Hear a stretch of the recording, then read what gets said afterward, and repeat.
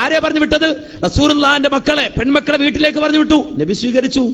ആ പെൺമക്കളെയാണ് പിന്നീട് മഹാനായ ഉസ്മാൻ ഇബ്നു അഫ്ഫാൻ റളിയല്ലാഹു അൻഹു വിവാഹം കഴിച്ചത്. ദുന്നൂറൈൻ എന്ന സ്ഥാനപ്പേര് ഉസ്മാൻ റളിയല്ലാഹു അൻഹു കിട്ടി. 2 പെൺമക്കളെ വിവാഹം കഴിക്കാൻ കഴിഞ്ഞു. ഒരേ സമയത്തല്ല, ഒരാൾ മരിച്ചതിന് ശേഷം അടുത്തയാളെന്ന നില. അത്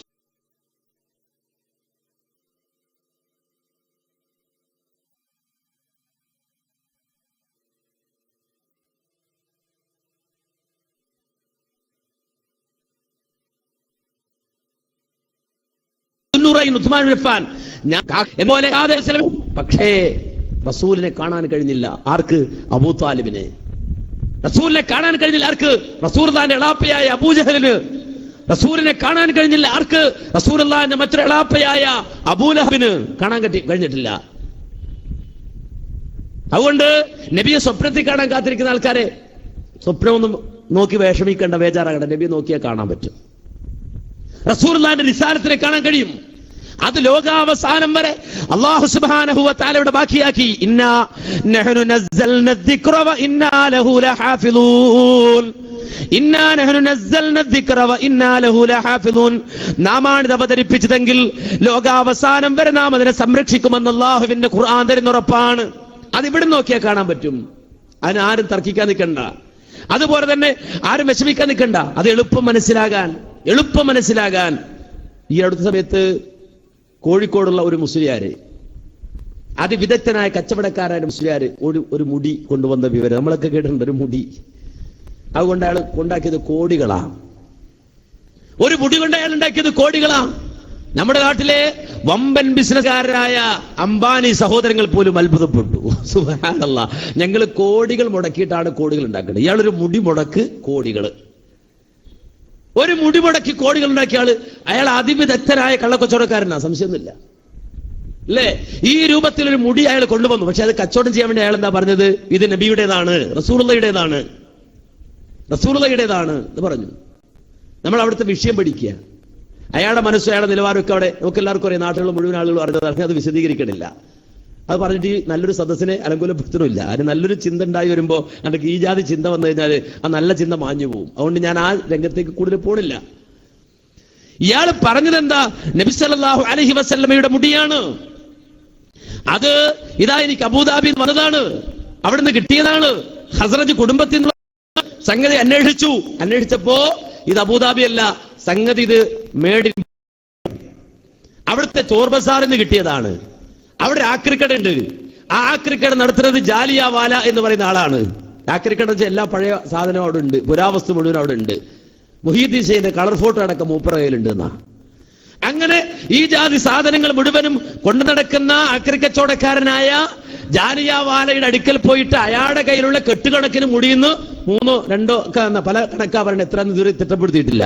അത്രയും മുടി കൊണ്ടുവന്നിട്ട് അതിങ്ങനെ വെള്ളത്തിലിട്ടിട്ട് കൊടുക്കുകയാണ്, ചാർജ് ചെയ്തിട്ട്. അങ്ങനെ കോടികൾ ആ മനുഷ്യൻ അതിന്റെ പേരുണ്ടാക്കി.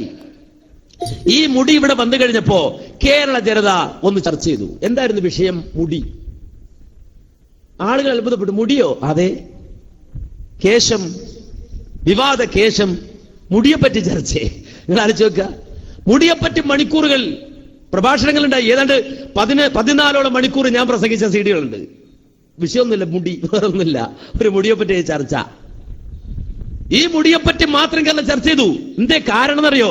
അത് മുഹമ്മദ് റസൂലുള്ളാഹി സ്വല്ലല്ലാഹു അലൈഹി വസല്ലമയുടേതാണ്. അതാണ് വിഷയം.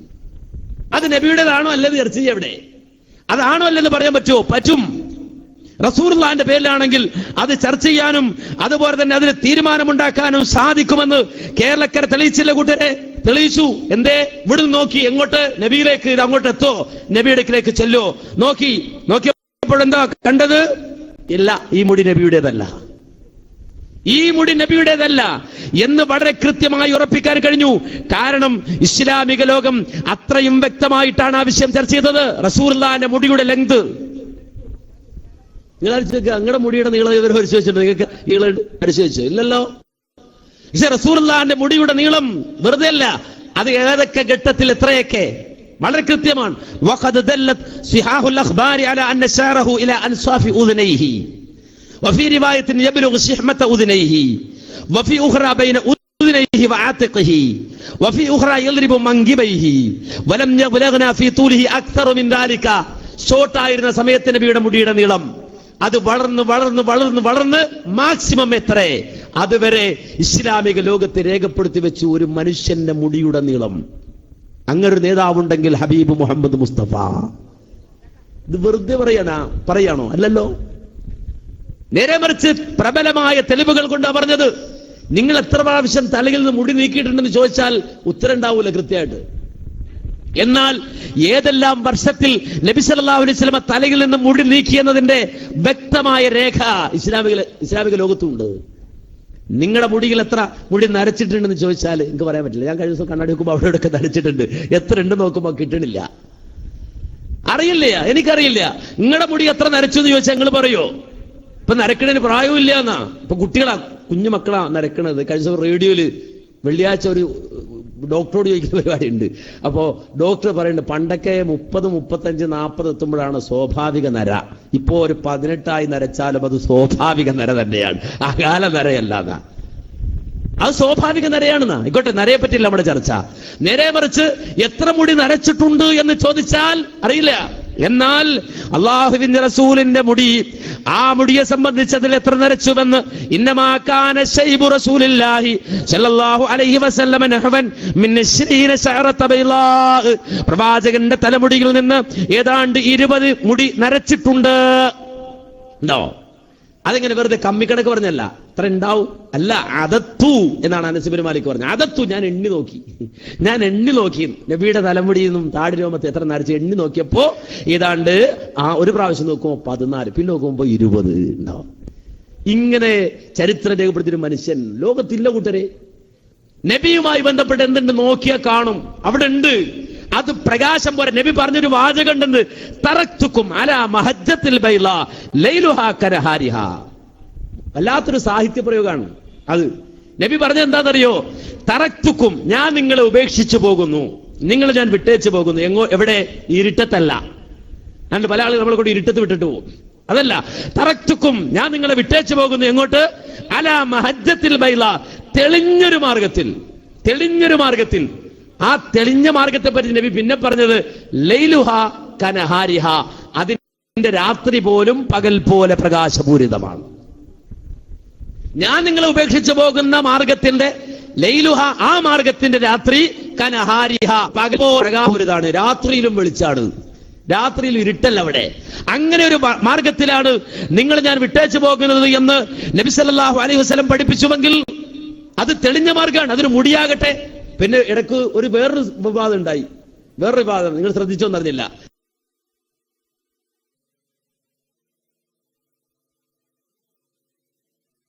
ഒരു കിണറുമായി ബന്ധപ്പെട്ട വിവാദം. നബിയുടെ കാലത്തുണ്ടായിരുന്ന കിണർ, നബി വന്നിട്ട് എത്ര കൊല്ലം? 1400 കൊല്ലം. അടുത്തേക്ക് മതി കിണർ കൊണ്ടൊന്ന് കാണിക്കാൻ പറ്റുമോ? ഇല്ല. ഒരാളൊരു കിണറില്ല എന്ന് പറയാൻ 1400 കൊല്ലം മുമ്പ് നബിയുടെ ജീവിതവുമായി ബന്ധപ്പെട്ട ഒരു കിണറില്ല എന്ന് പറഞ്ഞപ്പോ ഒന്ന് പരിച്ചു. നിങ്ങളാഴ്ച പുരാവസ്തു ഗവേഷകരൊന്നും അല്ല, നേരെ വെച്ച് മുജാഹിദ് പ്രസ്ഥാനത്തിൽ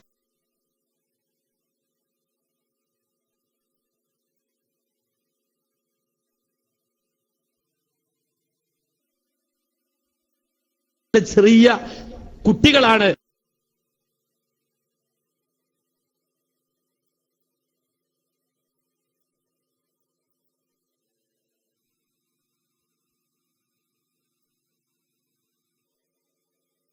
ആ വിഷയം ഉണ്ടോ ഇല്ലയോ നോക്കാൻ പോയത്, ഒന്ന് പരിശോധിക്കാൻ പോയി. സാധു ആർക്കറിയാൻ പോരെ ഇവിടെ എത്ര കിണറുണ്ടാകാം.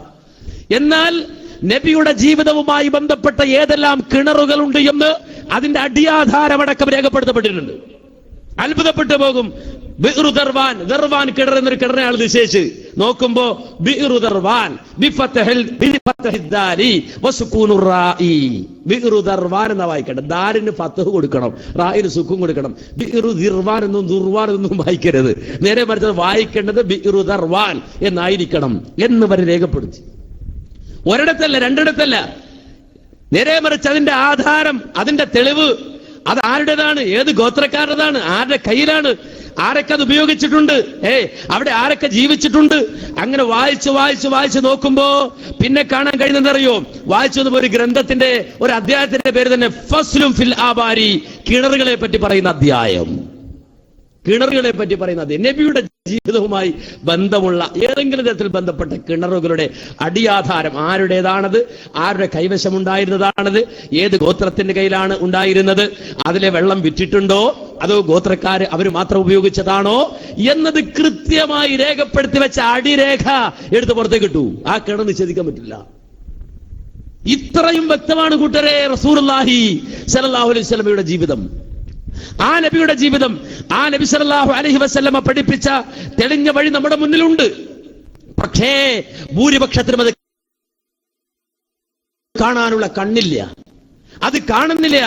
അത് കാണാതെ ഇസ്ലാം, ആ ഇസ്ലാമിനെ മനസ്സിലാക്കാതെ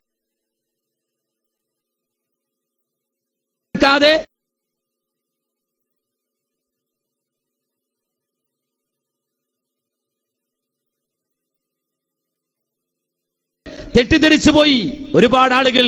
എന്നിട്ടോ വഴിമാറിന്റെ പ്രവാചകൻ പകർന്നു നൽകിയ വ്യക്തമായ തൗഹീദിന്റെ ആദർശം, ആ തൗഹീദിന്റെ ആദർശത്തിൽ നിന്ന് അകന്നു പോയിട്ട് അന്ധവിശ്വാസങ്ങളുടെ വാഗ്ദാക്കളായി ആര്? മുസ്ലിമീങ്ങൾ തന്നെ അല്ലേ? ജ്യോത്സ്യന്മാരെ വിശ്വസിക്കുന്ന ആളുകൾ, കണിയാന്മാരുടെ പിന്നാലെ പോകുന്ന ആളുകള്, മഷി നോക്കാൻ പോകുന്ന ആളുകള്, കബഡി നിരത്താൻ പോകുന്ന ആളുകള്, ഉറുക്ക് കെട്ടിയ ആളുകള്, ഐക്കല്ല് കെട്ടിയ ആളുകള്, മാല തൂക്കിയിട്ട ആളുകള്,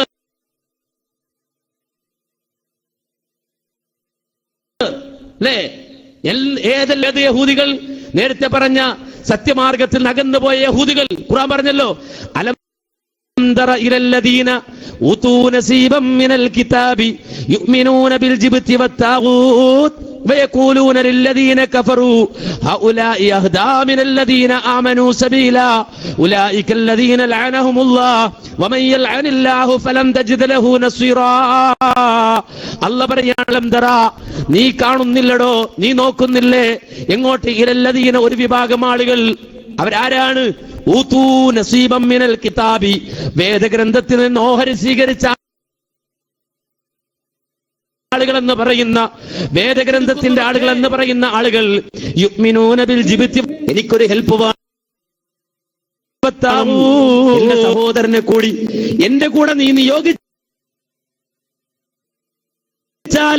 കാര്യങ്ങൾ അവർ വിശ്വസിക്കുന്നത് പിശാചുക്കളിലാണ്. അവർ ആ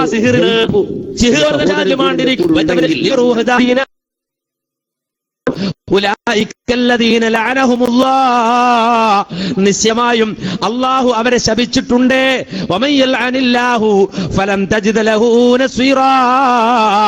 ഏതെങ്കിലും ഒരുത്തൻ അല്ലാഹു ശപിച്ചാൽ പിന്നെ അവനെ സഹായിക്കാൻ ആരുമില്ല. ഖുർആൻ പഠിപ്പിക്കാൻ ഒരു കടയിൽ ചെല്ല, ഒരു ഹോട്ടലിൽ ചെന്നാല്, അതല്ലെങ്കിൽ ഒരു ജ്വല്ലറി ചെന്നാല്, ഒരു ടെക്സ്റ്റൈൽസിൽ ചെന്നാല് ആ ക്യാഷ് കൗണ്ടറിന്റെ മുകളിൽ കാണാം ഒരു തകിട്. നിങ്ങൾ കണ്ടിട്ടില്ലേ? ഒരു തകിട് ഇങ്ങനെ വെച്ചിട്ടുണ്ടാവും. എന്റെ തകിട് ഇവിടെ ഇരിക്കണേ, യുഅ്മിനൂന ബിൽ ജിബ്തി വത്താഗൂത്ത്, അവരുടെ വിശ്വാസം മുഴുവൻ അവിടെയാ. എവിടെ? ആ തകിടില്ലേ അവിടെ. അവിടെ വർഗീയത, ജാതീയത, വിഭാഗീയത ഒന്നുമില്ല. തകിടെല്ലാം ഈക്വൽ ആയിരിക്കും. ചിലത് സംസ്കൃതം എഴുതിണ്ടാവും, ചിലത് അറബി എഴുതിയിട്ടുണ്ടാവും, അതെഴുതിയിട്ടുണ്ടാവും. അതുപോലെ ചില തകിടിലുണ്ടാവും ഭസ്മം ഉണ്ടാവും, ചില തകിടിന്റെ മുകളിൽ കൊന്തയായിരിക്കും ഉണ്ടാവുക, വേറെ ചില തകിടിന്റെ മുന്നിൽ ചന്ദനത്തിരി ആയിരിക്കും കത്തിച്ച് വെച്ചിട്ടുണ്ടാവുക. ഇങ്ങനെ ചെറിയ വ്യത്യാസമല്ല, വേറെ അടിസ്ഥാന വ്യത്യാസം ഉണ്ടാവില്ല. ഈ തകിടിന്റെ താഴെ ഇരുന്നിട്ട് കച്ചവടം ചെയ്യേണ്ട വിശ്വാസം അറിയോ? എന്റെ പെട്ടിയിൽ വരണ കഥ ഈ സാധനം ഇവിടെ ഉള്ളത് കൊണ്ടാ, ഈ ശൈഖ് മോൾ ഉള്ളത് കൊണ്ടാണ്. യുഅ്മിനൂന ബിൽ ജിബ്തി വത്താഗൂത്ത്, ആ സിഹിറിലാണ് ഇയാളുടെ വിശ്വാസം. അയാൾക്ക് എന്ത് വന്നാൽ ഇതാണ് മനസ്സിലാക്കണം. അങ്ങനെ ഇതിൽ അയാൾ വിശ്വസിക്കുകയാണ്, അതിന്റെ പിന്നാലെ പോവാണ്. ഈ കൂടോത്രത്തിന്റെയും സിഹറിന്റെയും അതുപോലെ തന്നെ പിശാചുക്കളുടെയും പിന്നാലെ പോവുകയാണ്. യഥാർത്ഥ വിശ്വാസം വിട്ടിട്ട് ആ വിശ്വാസം അന്വേഷിച്ചവൻ പോവാണ്. ഈ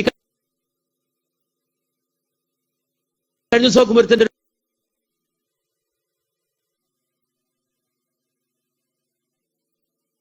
ബൈക്ക്,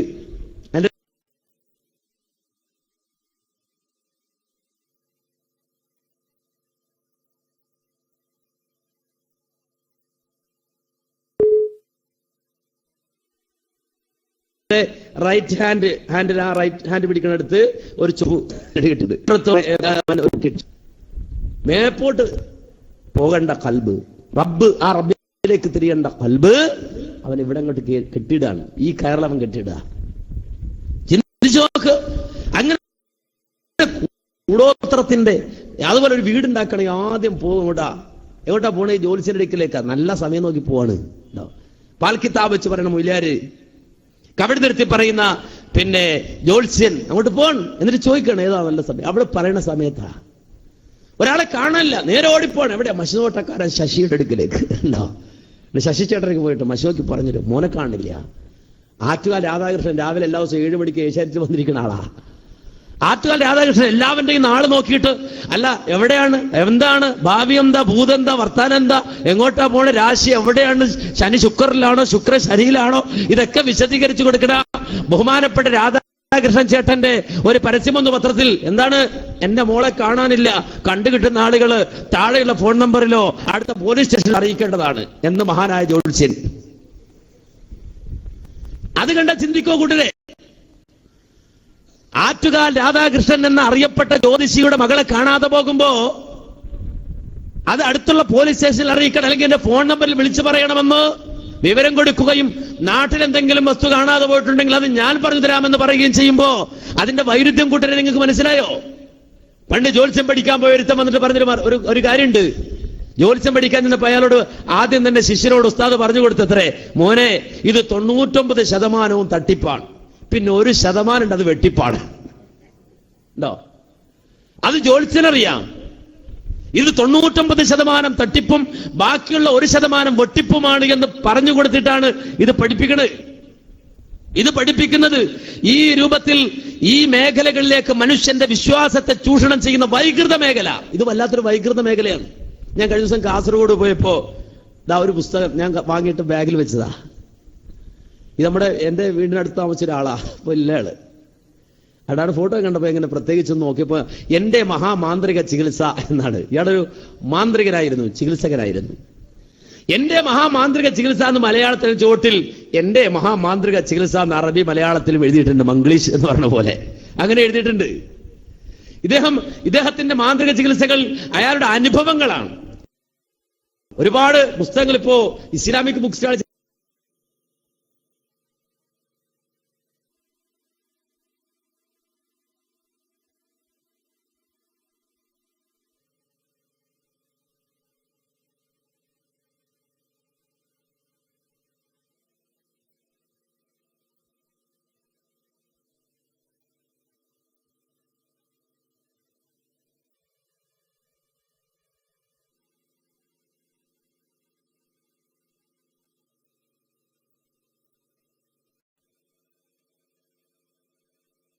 ഭയങ്കര ചെലവായി, സാധനത്തിന് ചെലവാണ്. ബുക്ക് ചെയ്ത ആളുകളിൽ എന്ന ഒരു ഇസ്ലാമിക് ബുക്ക് സ്റ്റാൾ ചെന്ന ആജാദ് സാധനം കാണൂല. പിന്നെ മാന്ത്രിക ചികിത്സകൾ ഉണ്ടോ, ഇസ്മിന്റെ കിതാബുകൾ അതിങ്ങനെ പരിഭാഷപ്പെടുത്തി കണ്ടമാനെങ്കിലും അടിക്കുന്നുണ്ട്. ഇതൊക്കെ വാങ്ങിക്കൊടുമാര് എന്റെ എന്താ ഇത് ആ പുസ്തകത്തിന്റെ ഒരു പുസ്തകമാണ്. പക്ഷെ ഇദ്ദേഹം ഈ പുസ്തകം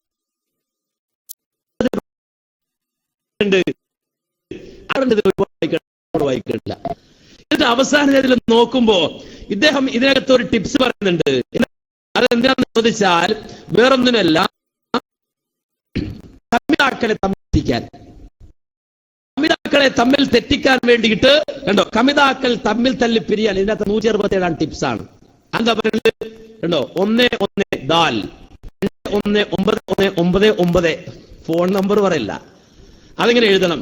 കാഫ് 961119 ദാൽ പിന്നെ ഒരു 1 ലം കാഫ്. ഇത്ര എഴുതി അടിയിൽ വരാ, ഇത്ര എഴുതിയിട്ട് അടി വരയിടണം. പിന്നെ വൽ മുർസലാത്തി ഉർഫ ഫൽആസിഫാത്തി അസ്ഫാ വന്നാശിറാത്തി നശ്റാ ഫൽഫാരിഖാത്തി ഫർഖാ. ഏതായി സൂറത്ത് എന്ന് പറയും. ഇവരൊക്കെ ഉപയോഗിക്കുന്ന ഈ ആയത്തുകൾ കാണുമ്പോ സുഹൃത്തുക്കൾ നമുക്ക് തോന്നും കൽബ് പൊട്ടിപ്പോകും. കാരണം വെച്ചാ ലോകത്തിന്റെ നേതാവ് മുഹമ്മദ് മുസ്തഫ സല്ലല്ലാഹു അലൈഹി വസല്ലമ അവസാനമായി റസൂലുള്ള മരിക്കുന്നതിന് വഫാത്താകുന്നതിന് ദിനങ്ങൾക്ക് ഏതാനും ദിവസങ്ങൾക്ക് മുമ്പ് റസൂലുള്ളാഹിന്റെ പള്ളിയിൽ വന്നിട്ട് റസൂലുള്ള മഗ്രിബ് നമസ്കരിക്കുമ്പോ ആ മഗ്രിബ് നമസ്കാരത്തിന് നേതൃത്വം നൽകിയ റസൂല് ആ മഗ്രിബ് നമസ്കാരത്തിന്റെ ഒന്നാമത്തെ റക്അത്തിൽ ഫാത്തിഹയ്ക്ക് ശേഷം ഓതിയ സൂറത്തുൽ മുർസലാത്ത് വൽ മുർസലാത്തി ഉർഫ ഫൽ ആസിഫാത്തി അസ്ഫ വൻ നാശിറാത്തി നശ്റാ ഫൽ ഫാരിഖാത്തി ഫർഖാ. അതിന് 4 ആയത്ത് എഴുതുക. എന്നിട്ടോ പിന്നെ അല്ലാഹുമ്മ ഫർരിഖ് ബൈന അഹ്മദ് ബിൻ ജമീല വബൈന ഖദീക ബിൻത് സഫിയ കമാ ഫറഖ്ത ബൈന അസ്സമാഇ വൽ അർളി. ഉണ്ടോ? ഇങ്ങനെ എഴുതണം. എഴുതിയിട്ട് അന്യ സ്ത്രീ പുരുഷന്മാർ തമ്മിൽ, നിങ്ങൾ ആ വാചകങ്ങൾ വളരെ ശ്രദ്ധിക്കണം. എന്താ? അന്യ സ്ത്രീ പുരുഷന്മാർ തമ്മിൽ അവിഹിത ബന്ധങ്ങളിൽ ഏർപ്പെടുകയും പരസ്പരം പിരിയാൻ വയ്യാത്ത വിധം ബന്ധം വളരുകയും ചെയ്താൽ ഒഴിവാക്കാവുന്ന ക്രിയയുടെ ഇസ്മ ആണ് മേൽ കാണിച്ചിരിക്കുന്നത്. പുതിയ മണ്ണോടിൽ ഈ ഇസ്മ എഴുതി തീയിൽ ഇട്ടാൽ 7-ാം ദിവസം കമിതാക്കൾ തമ്മിൽ തല്ലിപ്പിരിയും. ഉണ്ടോ? അതായത് അവിഹിത ബന്ധം നടത്തുന്ന ആൾക്കാർക്ക് കുറച്ചാലം ഇത് കഴിഞ്ഞിട്ട് വേണ്ട, ഇനി വേണ്ട, ഒഴിവാക്കണം തോന്നി, പക്ഷെ പോണില്ല എങ്കിൽ ചെയ്യാനുള്ള പണി അതാണ്. എത്ര വൈകൃത മനസ്സായിരിക്കും അത്, ചിന്തിക്കുക. മാത്രല്ല ഇവർക്ക് ബാപ്പയെ പറ്റൂല. ഞാൻ ഈ പുസ്തകം തുടക്കം മുതൽ ഒടുക്കം വരെ വായിച്ചു. ഇവിടെ അഹ്മദ് എന്ന് പറഞ്ഞിട്ട് ബിന്ത് ജമീല, ജമീലായുടെ മകനായ അഹ്മദ് എന്നാണ് സാധാരണ എപ്പോഴും പറയുന്നത്. ബാപ്പയുടെ പേരിട്ടതാ. ഇന്ന മുഹമ്മദ് ബിൻ അബ്ദില്ല, അബൂബക്കർ ഇബ്നു അബി ഖുഹാഫ, അലി ഇബ്നു അബ്ദുൽ മുത്തലിബ്. അബ്ദുൽ മുത്തലിബിന്റെ മകൻ അലി റളിയല്ലാഹു അൻഹു, അബൂ ഖുഹാഫയുടെ മകനായ അബൂബക്കർ സിദ്ദീഖ് റളിയല്ലാഹു അൻഹു, അബ്ദുള്ളയുടെ മകനായ മുഹമ്മദ് സ്വല്ലല്ലാഹു അലൈഹി വസല്ലം. ബാപ്പാന്റെ പേര് എടുത്തിട്ടാ പറയുന്നത്. ഇത് മുഴുവൻ ഉമ്മാന്റെ പേര് എടുത്തിട്ടാ. ബാപ്പയെ വിശ്വാസമില്ലാത്തുണ്ടാവും. അഹ്മദ് ബിന്ത് ആരാണ്? ജമീല. ഖദീജ ബിന്ത് സഫിയ. ആ പെണ്ണിന്റെ പേര് പറയുമ്പോഴും ഉമ്മാന്റെ പേര് എടുക്കല്, ബാപ്പാന്റെ പേരല്ല. അത് ചെയ്ത കവിതാക്കൾ പിരിയുന്ന ഇങ്ങനെ ഒരുപാട് സംഗതികൾ പറയുന്നുണ്ട്. പിന്നെ പറയുന്നത് തമ്മിൽ തല്ലി നശിക്കണം.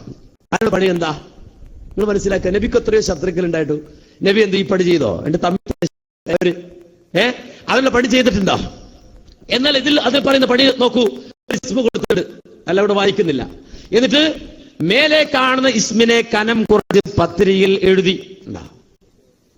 അവിടെ കുറച്ച് വടക്കോട്ട് പോയാല് ഇച്ചിരി കട്ടി ടയർ എന്നാലും പറയാം. അവരില്ല. നമ്മുടെ നാട്ടിൽ സാധാരണ ഉറട്ടുണ്ട് ആ നൈസ് പത്തിരി, ആ പാല് മുഖ്യത്തിൻ്റെ സാധനം. അതുപോലെ ചെറിയ പത്തിരി ഉണ്ടാക്കുക, നൈസ് പത്തിരി ഉണ്ടാക്കുക. എന്നിട്ട് അതിന് ശത്രുവിന്റെ പേരും അയാളുടെ മാതാവിന്റെ പേരും, ബാപ്പാന്റെ പേരല്ല. ആ ശത്രു ആരാണ്? ആ ശത്രുവിന്റെ പേര് എഴുതുക, മാതാവ് ഉമ്മാന്റെ പേര് എഴുതുക. എന്നിട്ട് പത്തിരി ചുട്ടെടുക്കുക. അപ്പോ ചുടിന് മുമ്പ് എഴുതണം.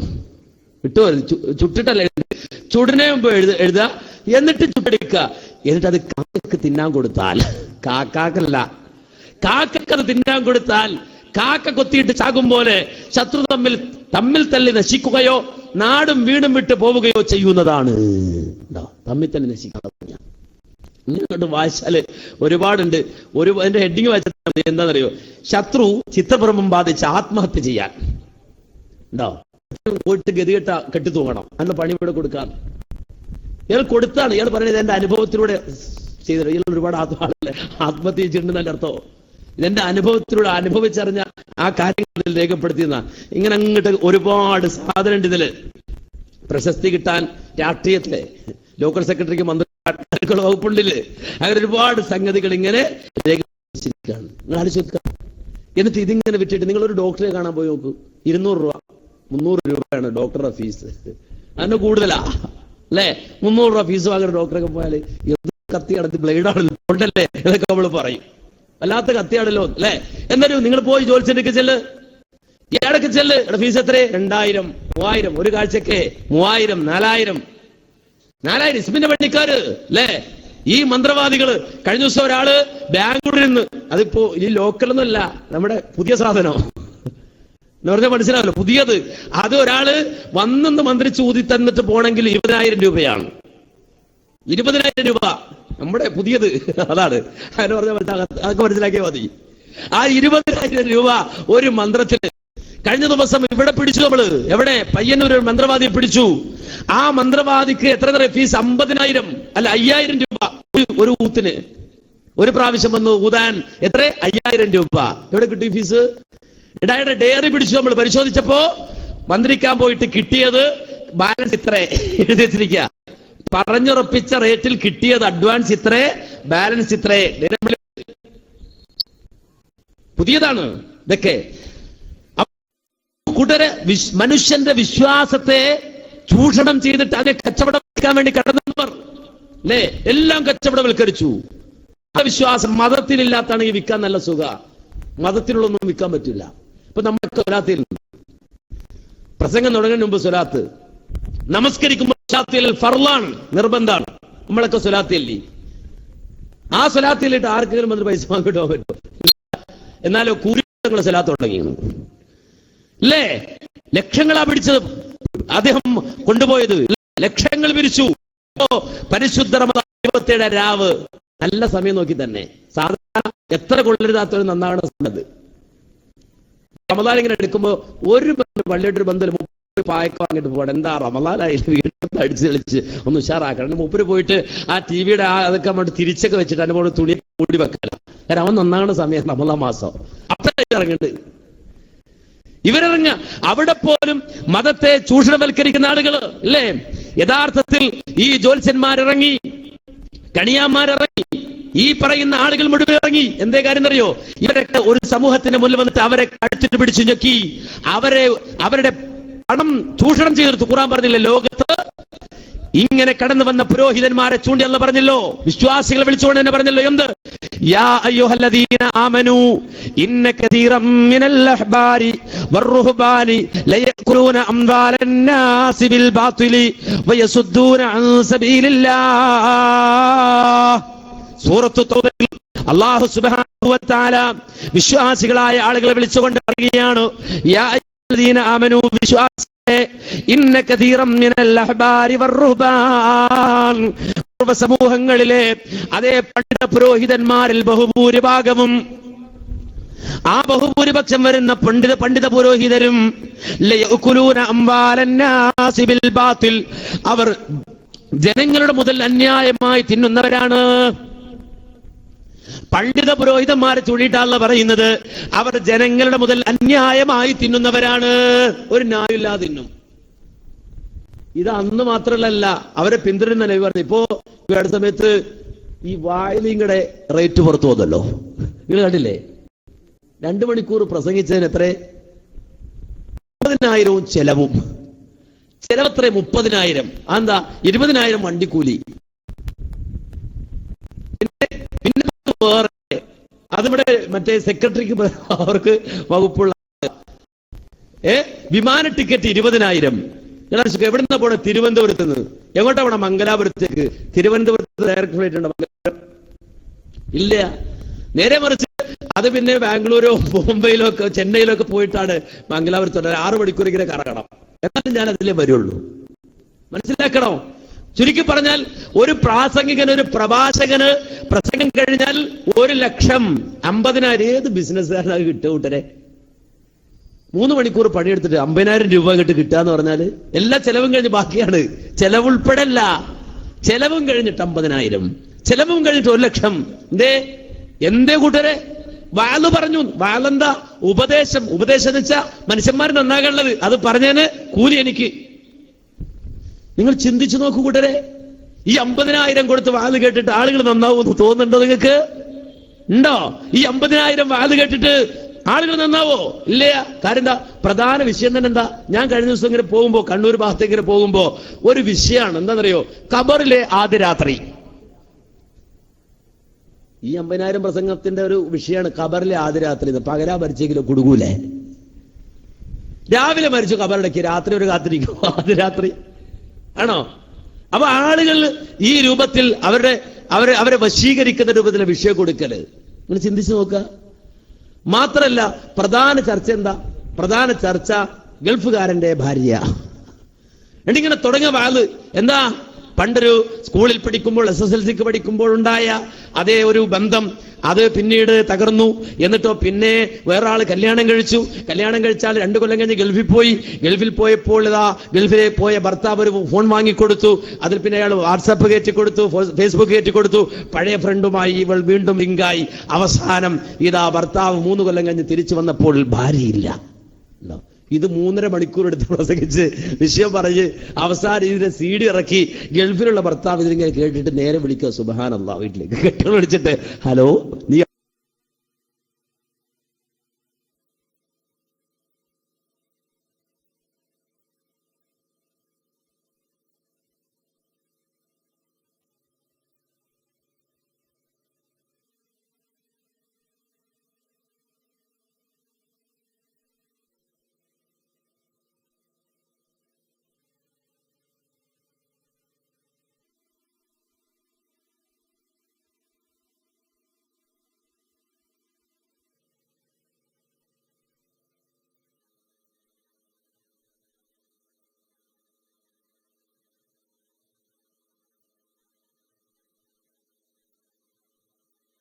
അവിടെ ഉണ്ടോ ആരെങ്കിലും അറിയാൻ വേണ്ടി പാട്ട് പാടി ചിന്തിച്ചു നോക്ക.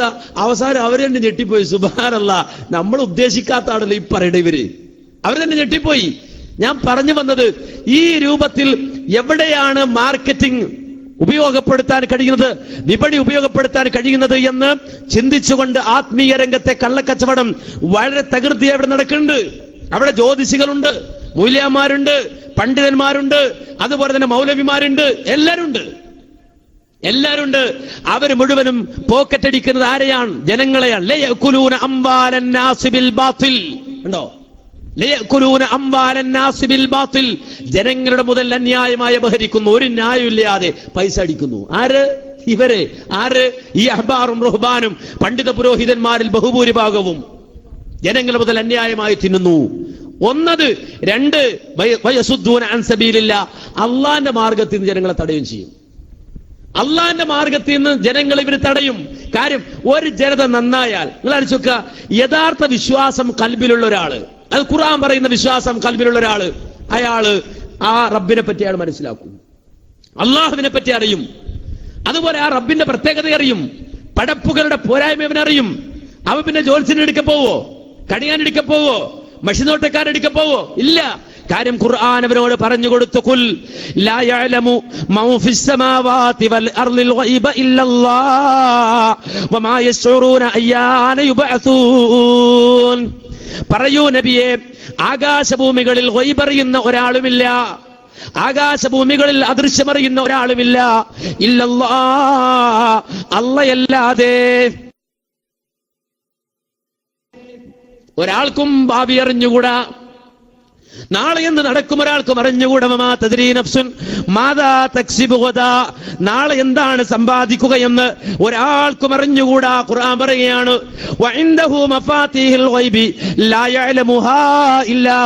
ഒരാൾക്കും ഗൈബ് അറിഞ്ഞുകൂടാ. കാരണം ആ ഗൈബിന്റെ താക്കോലുകൾ അല്ലാഹുവിന്റെ അടുക്കലാണ്.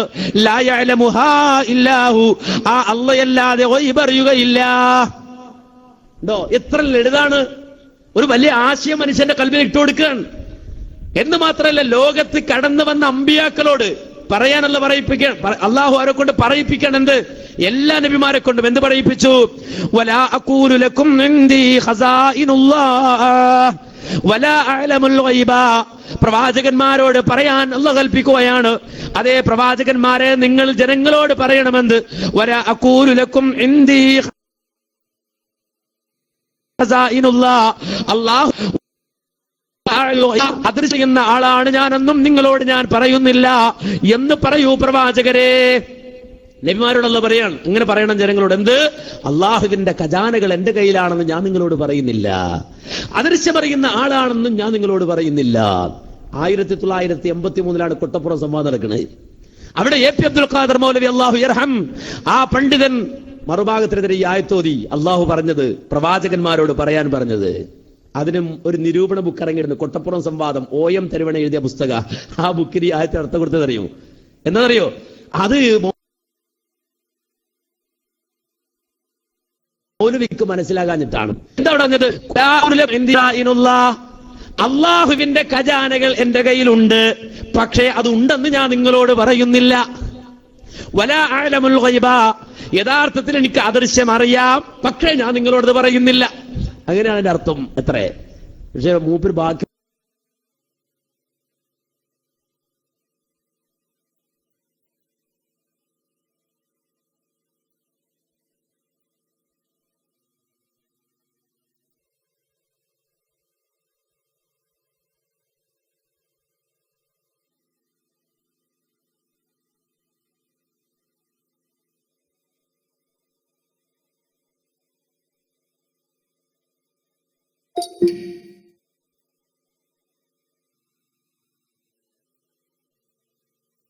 നോക്കിയില്ല. ബാക്കി നോക്കുമ്പോ കാണുന്നും നിങ്ങളോട് പറയുന്നില്ല.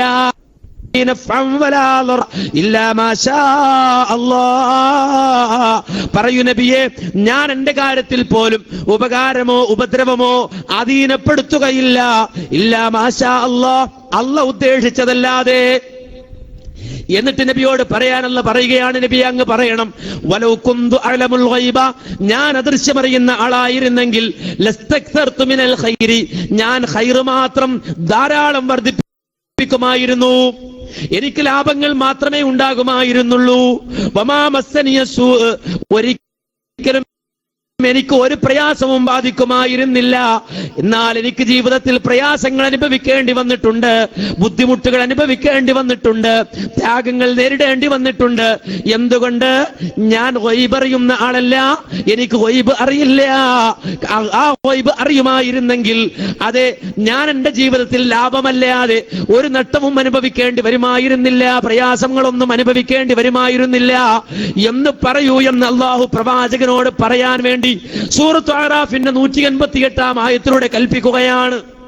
നിങ്ങൾ ആലോചിച്ച് നോക്ക്, ലോകൈക ഗുരുവിന്റെ അവസ്ഥയാണ് ഈ പറയുന്നത്. അള്ളാഹു നൽകുന്ന വഹയി നബി പറയുന്നു, ഒരു ഗൈബ് നബി സല്ലല്ലാഹു അലൈഹി വസല്ലമയെ സംബന്ധിച്ചിടത്തോളം അദ്ദേഹം അറിയുന്നില്ല. അതുകൊണ്ടാണ് 70ഓളം വരുന്ന ഖുറാഉകൾ, ആ ഖുറാഉകളെ നബി വിട്ടുകൊടുത്തത്. രഅലദക്വാൻ ഗോത്രക്കാർ റസൂലുള്ളാഹിന്റെ അടുക്കൽ വന്ന് പറഞ്ഞത് എന്താണ്? ഓ നബിയെ, ഞങ്ങൾക്ക് ഖുർആൻ പഠിക്കണം, ഞങ്ങളുടെ ഗോത്രത്തിലുള്ളവർക്ക് ഖുർആൻ പഠിക്കണം. നബി സല്ലല്ലാഹു അലൈഹി വസല്ലമയോട് ആ ഗോത്രക്കാർ വന്നുകൊണ്ട് പറയുമ്പോ കാരുണ്യത്തിന്റെ പ്രവാചകൻ തന്റെ ശിഷ്യന്മാരിൽ 70 ആളുകളെ വിളിക്കുകയാണ്. നിസാരക്കാരെല്ലാവര് നന്നായി ഖുർആൻ പഠിച്ച ഖുറാഉകളായ ഖാരിഉകളായ 70ഓളം വരുന്ന ആളുകളെ വിളിച്ചിട്ട് നബിദാ 2 ഗോത്രത്തിന് ഖുർആൻ പഠിപ്പിക്കാൻ പറഞ്ഞു വിടുമ്പോ രഅലദക്വാൻ ഗോത്രക്കാർ കൊണ്ടുപോകുന്നു. 70ഓളം വരുന്ന ഖുറാഉകളെ കൊണ്ടുപോയിട്ട് നിഷ്ഠൂരമായി കൊന്നുകളയുന്നു. നന്നായി ഖുർആൻ അറിയുന്ന ആളുകളെ 70 പേരെയാ കൊന്നുകളഞ്ഞത്. ആ വിവരം ഹബീബിന്റെ ചെവിയിലെത്തുമ്പോ റസൂലുള്ളാഹിന്റെ കൽബ് പിടച്ചുപോയി. ആ സുബഹിനും ളുഹറിനും അസറിനും മഗ്രിബിനും ഇശാഇനും 5 നേര നമസ്കാരങ്ങളിലും അല്ലാഹുവിന്റെ റസൂൽ ഖുനൂത്ത് നടത്തുകയാണ്. എന്നിട്ട് റബ്ബിനോട് ദുആ ചെയ്യുകയാണ് 2 മാസക്കാലം. എന്താണ് ദുആ ചെയ്യുന്നത്? അല്ലാഹുമ്മ അലൈക ബിരിഅലിൻ വദക്വാൻ, അല്ലാഹുവേ രഅലദക്വാൻ ഗോത്രക്കാരെ നീ വിടല്ല അല്ലാഹ്, പിടിക്കണേ അല്ലാ, അവരെ വിടല്ലേ അല്ലാ, എന്റെ ശിഷ്യന്മാരെ കൊന്നുകളഞ്ഞവരെ വിടല്ലേ അല്ലാ. 2 കൊല്ലക്കാലമാണ്, 2 മാസക്കാലമാണ് നബി സല്ലല്ലാഹു അലൈഹി വസല്ലമ 5 നേര നമസ്കാരങ്ങളിലും അവർക്കെതിരെ ഖുനൂത്ത് നടത്തിയത്. എന്തേ സംഭവം? നബിക്കറിഞ്ഞില്ല ഈ ആളുകളെ കൊല്ലാൻ കൊണ്ടുപോവുകയാണ്, എന്റെ അരുമ ശിഷ്യന്മാരെ കൊല്ലാൻ കൊണ്ടുപോവുകയാണെന്ന വിവരം അല്ലാഹുവിന്റെ റസൂലിന് കിട്ടിയില്ല. അതുകൊണ്ടാണ് റസൂൽ പറയുന്നത്, വലൗ കുന്തു അഅലമുൽ ഗൈബ, ഞാൻ അദൃശ്യമറിയുന്ന ആളായിരുന്നെങ്കിൽ വമാ മസ്സനിയ സൂ, ഒരു പ്രയാസവും എനിക്ക് ബാധിക്കുമായിരുന്നില്ല. ഉഹുദിന്റെ രണഭൂമി നിങ്ങൾ ചിന്തിക്കണം, ആലോചിക്കണം. ആരാണ് ഉഹുദിലേക്ക് പോയത്? മഹാനായ ഹംസ റളിയല്ലാഹു അൻഹുവിന്റെ നേതൃത്വത്തിലുള്ള ആളുകളാണ്. ആരാണ് ഹംസ റളിയല്ലാഹു അൻഹു? ബദരീങ്ങളുടെ നേതാവാണ്. ആ ബദറിലേക്ക് പോയ ബദരീങ്ങളുടെ നേതാവായ ഹംസത്തുൽ കറാർ ഉഹുദിലേക്ക് പോകുമ്പോ, ആ ഉഹുദിന്റെ രണഭൂമിയിലേക്ക് പോകുമ്പോ മറുഭാഗത്ത് ഖുറൈശികൾ വരുമ്പോ, ആ ഖുറൈശികളിൽ വന്ന ആളുകൾ, ആളുകളിൽ ചില ആളുകൾ ഹംസത്തുൽ കറാറിനോട് പകവെച്ച് പുലർത്തുകയാണ്. കാരണം ബദറിൽ അവർക്കേറ്റ പരാജയം, അവർക്കേറ്റ വേദനകള്, അതിന് ഉഹുദിൽ പകരം വീട്ടാൻ തീരുമാനിച്ചിട്ട് ഹംസത്തുൽ കറാറിനെ ടാർഗറ്റ് ചെയ്തിട്ട് ഇതാ ഹിന്ദ് എന്ന പെണ്ണ് വഹ്ശിയെ വിളിക്കുകയാണ്. കാരണം ആ ഹംസയെ കൈകാര്യം ചെയ്യാൻ ഒരാൾക്കും ധൈര്യമില്ല. ഖുറൈശികളുടെ കൂട്ടത്തിൽ ആ ഹംസയെ ആക്രമിച്ച് വീഴ്ത്താൻ ഒരാൾക്കും കഴിയില്ല. ഹംസയുടെ നേരെ ചെന്നിട്ട് വെട്ടി വീഴ്ത്താൻ ഒരാൾക്കും സാധ്യമല്ല. ഹംസയുടെ പുറകിലൂടെ പോയിട്ട് വെട്ടാനും ഒരാൾക്കും കഴിയില്ല. കാരണം പുറകിൽ കണ്ണുള്ള മനുഷ്യരെന്ന് ചരിത്രം വിളിച്ച ജേതാവാണ് ഹംസത്തുൽ കറാർ. പുറകിലൂടെ ആക്രമിക്കാൻ ചെന്നാലും തിരിഞ്ഞു വെട്ടുന്ന മഹാനായ ഹംസത്തുൽ കറാർ. ആ ഹംസത്തുൽ കറാറിനെ നേർക്കുനേരെ ഒരാൾക്കും നേരിടാൻ കഴിയില്ല എന്ന് മനസ്സിലായപ്പോ ഹിന്ദ് കൂലങ്കശമായി ചിന്തിച്ചു, ആലോചിച്ചു. ഹംസത്തുൽ കറാറിനെ നിലംപരിശാക്കാൻ എന്തുണ്ട് മാർഗം? അവസാനം ഹിന്ദ് ചിന്തിച്ച് ആ ചിന്തിച്ച് കിടക്കുമ്പോ ഇതാ പെട്ടെന്ന് തന്റെ മനസ്സിലേക്ക് വരികയാണ് ആര്? വഹ്ഷി എന്ന് പറയുന്ന ചാട്ടുളി പ്രയോഗക്കാരൻ. ആ ചാട്ടുളി പ്രയോഗത്തിൽ അതിവിദഗ്ധനായ വഹ്ഷി കൽബിലേക്ക് വന്നപ്പോ ഹിന്ദ് ചാടി എഴുന്നേക്കുന്നു, വഹ്ഷിയെ വിളിച്ചു കൊണ്ടുവരാൻ പറയുന്നു. കറുകറുത്ത കാപ്പിരിയായ വഹ്ഷിയെ തന്റെ മുന്നിൽ കിട്ടിയപ്പോ ഹിന്ദ് ആ വഹ്ഷിയോട് പറയുന്നു, വഹ്ഷി നീ അതിവിദഗ്ധനാണല്ലോ. അത് വളരെ വേഗത്തിൽ ഇളകിയാടുന്ന നർത്തകികൾ അവരുടെ തലയിൽ കെട്ടിയ മുടിയടകൾക്കിടയിലൂടെ ചാട്ടുളി പ്രയോഗിക്കാൻ കഴിയുന്ന അതിവിദഗ്ധനായ ചാട്ടുളി പ്രയോഗക്കാരനാണല്ലോ നീ. നിന്നെ കൊണ്ട് എനിക്കൊരാവശ്യമുണ്ട്, നീ എന്നെ സഹായിക്കണം. അതിന് പകരമായി വഹ്ഷി, ഞാൻ നിനക്ക് എന്നെ തരാം വഹ്ഷി, എന്റെ ശരീരം തരാം വഹ്ഷി, നീ ആവശ്യപ്പെടുന്ന സംഖ്യ തരാം വഹ്ഷി, നീ കൊതിക്കുന്നതെല്ലാം നിനക്ക് വേണ്ടി ഈ ഹിന്ദ് തരും വഹ്ഷി. അതുകൊണ്ട് നീ ഹംസയുടെ കരള് പറിച്ചെടുക്കണം, ആ ഹംസയുടെ ജീവൻ എടുത്തു തരണമെന്ന് ഹിന്ദ് പറഞ്ഞത് കേട്ടിട്ടാണ് ആ വഹ്ഷി ഉഹദിന്റെ രണഭൂമിയിൽ കടന്നു വന്നത്. ചിന്തിക്കണം നമ്മള്, ആലോചിക്കണം നമ്മള്. അവിടെ ധീരോദത്തമായി കുതിരപ്പുറത്തിരുന്നു കൊണ്ട് അതേ സൈന്യത്തെ നയിച്ചുകൊണ്ട് പൊടിപാറുന്ന ഉഹദിന്റെ രണഭൂമിയിൽ അടിവെച്ച് മുന്നേറുന്ന ഹംസത്തുൽ ഖറാർ ധീരോദത്തമായി പോരാടിക്കൊണ്ടിരിക്കുമ്പോ വഹ്ഷി ഇങ്ങനെ നടക്കുന്നുണ്ട്, ആ ഹംസയെ നോക്കി നടക്കുന്നുണ്ട്, ആ ഹംസയുടെ ഹാത്ത് നോക്കി നടക്കുന്നുണ്ട്, ഹംസയുടെ നെഞ്ചു നോക്കി നടക്കുന്നുണ്ട്.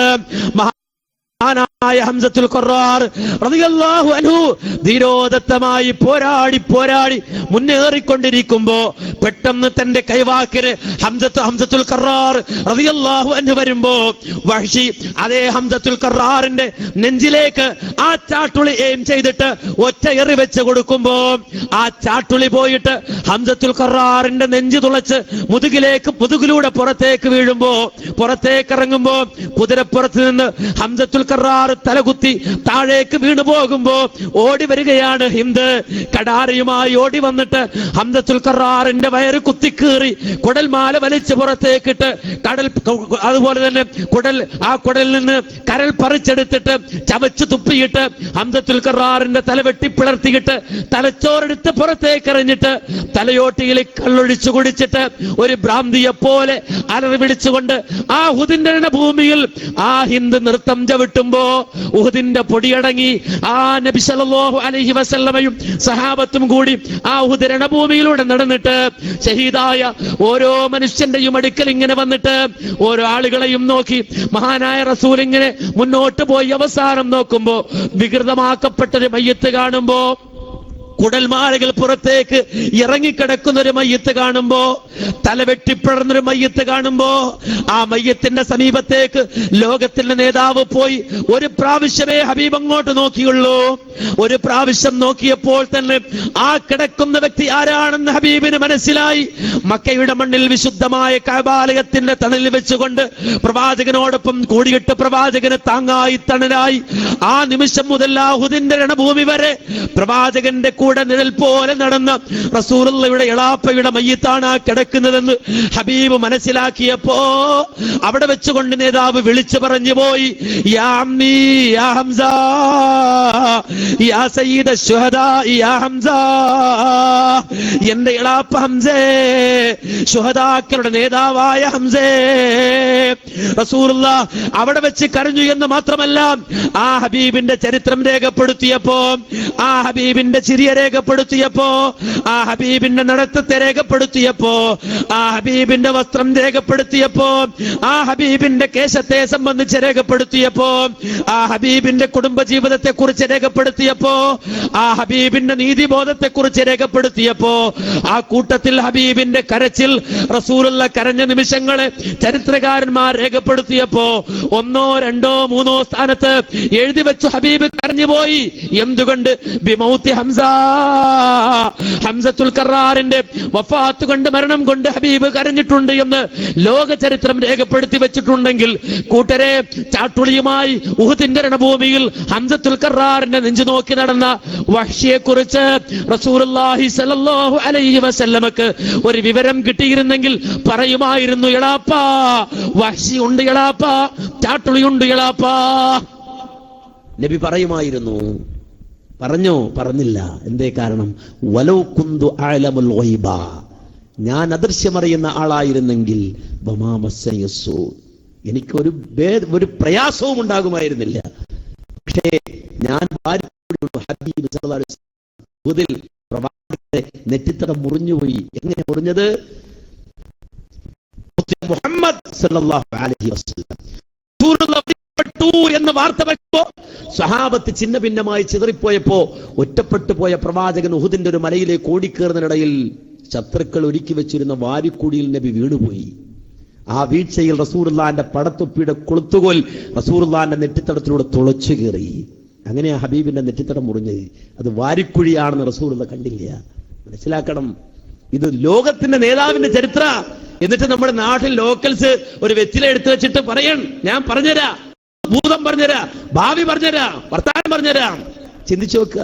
ഒരു കണിയാൻ വന്നിട്ട് പറയാ, അത് കേൾക്കുമ്പോ നമ്മളിങ്ങനെ പോവാൻ, ഇല്ല പുറകെ എവിടെ പോയി കൂട്ടരുത് നമ്മുടെ ഈമാൻ. ഏതാ ഇസ്ലാം, ഏത് ദീന നമ്മൾ സ്വീകരിച്ചത്?